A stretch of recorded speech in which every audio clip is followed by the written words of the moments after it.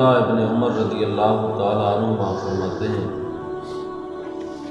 آقا کونین صلی اللہ علیہ وآلہ وسلم نے فرمایا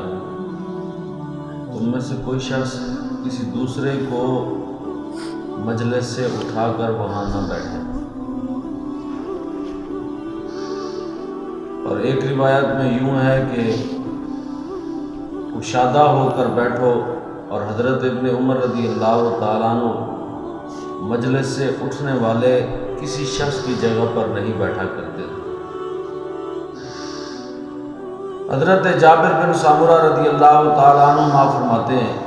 جب ہم نبی کریم صلی اللہ علیہ وآلہ وسلم کی خدمت میں حاضر ہوتے تو جہاں مجلس ختم ہوتی وہیں بیٹھ جاتے، اور کوئی آدمی اس انداز سے بیٹھے کہ کسی کو تکلیف نہ پہنچائے، اور مجلس اگر شروع ہو کسی دوسرے کی جگہ پر بھی نہ بیٹھے، اور جو آدمی جہاں پر بیٹھا ہوتا ہے نا اگر اس کو کوئی ضرورت پڑ گئی ہے یعنی وضو کرنے کی یا کوئی اور حاجت پڑ گئی ہے، وہاں سے اگر اٹھ کر وہ واپس جاتا ہے تو اس کی جگہ کو یعنی رہنے دینا چاہیے تاکہ اگر وہ واپس آئے تو اسی جگہ پر آ کر بیٹھ جائے۔ اور یہ بھی کہا گیا ہے کہ اگر وہ واپس آنا چاہتا ہے تو وہاں پر کوئی اپنا کپڑا چھوڑ جائے، ٹوپی چھوڑ جائے، تاکہ ساتھ والوں کو پتہ چلے کہ جو یہاں سے بیٹھا تھا وہ واپس آنے کا ارادہ رکھتا ہے۔ اگر کوئی آدمی مجلس کا خیال کرے گا تو اس کے لیے فائدہ کیا ہوگا اور اس کا ثواب کتنا ہے۔ حضرت ابو عبداللہ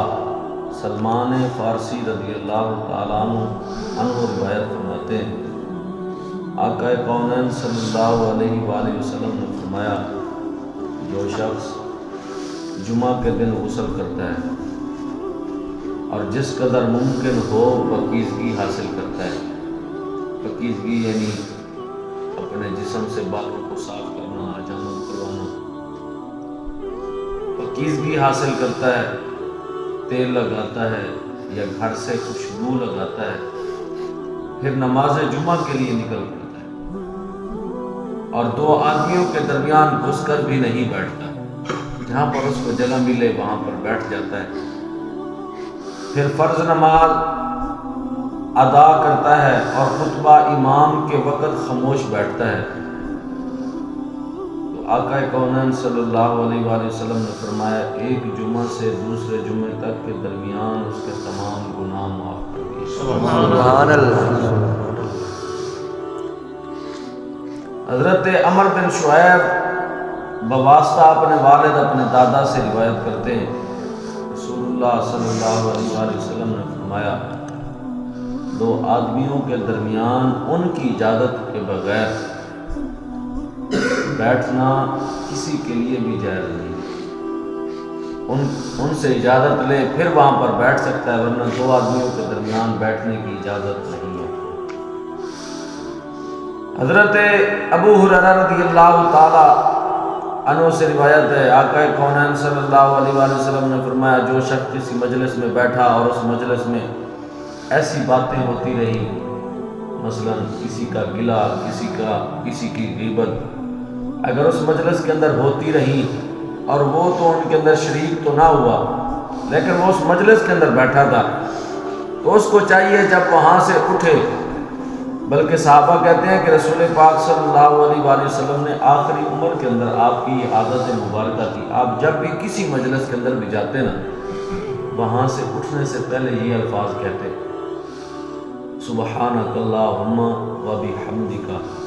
اشہد ان لا الہ الا انت استغفرک و اتوب الیک۔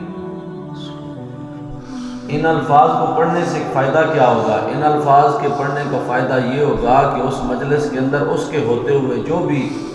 ایسا کوئی جملہ بولا گیا یا کوئی ایسی بات ہوئی، کسی کی غیبت ہوئی، کسی کا گلہ ہوا، اس مجلس سے اٹھنے سے پہلے اگر اس نے یہ الفاظ کہہ لیے اللہ رب العالمین اس آدمی کو اس مجلس کے اندر جو کچھ بھی ہوا اس سے محفوظ رکھے گا اور اس کے گناہ معاف فرما دے گا۔ سبحان اللہ۔ الا غفر لہ ما کان فی مجلسہ، یعنی اس مجلس کے اندر جو کچھ بھی ہوا ہے نا اللہ رب العالمین اس کو اس وجہ سے معاف فرما دے گا۔ یہ یعنی ان الفاظ کے کہنے کا فائدہ ہے اللہ رب العالمین۔ اور دوسرا، اگر مجلس لگی ہو نا تو لوگ حلقہ بنا کے بیٹھے ہو، یعنی گول دائرہ بنا کے بیٹھے ہو، تو گول دائرے کے اندر آ کر کسی آدمی کو بیٹھنے کی اجازت نہیں ہے۔ آقا کونین صلی اللہ علیہ وآلہ وسلم نے فرمایا کہ جب حلقہ لگا ہو تو جو آدمی ان کے درمیان جا کر بیٹھے وہ آدمی ملعون ہے، یعنی لعنتی ہے، اس کو لعنتی قرار دیا گیا ہے۔ اس لیے مجلس اگر لگی ہو تو حلقہ بنا ہو، یعنی گول دائرہ بنا ہو، تو درمیان کے اندر جا کر بیٹھنا منع ہے، وہاں پر درمیان میں نہیں بیٹھنا چاہیے، ان کے ساتھ یعنی حلقہ بنا کر یعنی گول دائرے کے اندر بیٹھ جانا چاہیے۔ اللہ رب العالمین عمل کی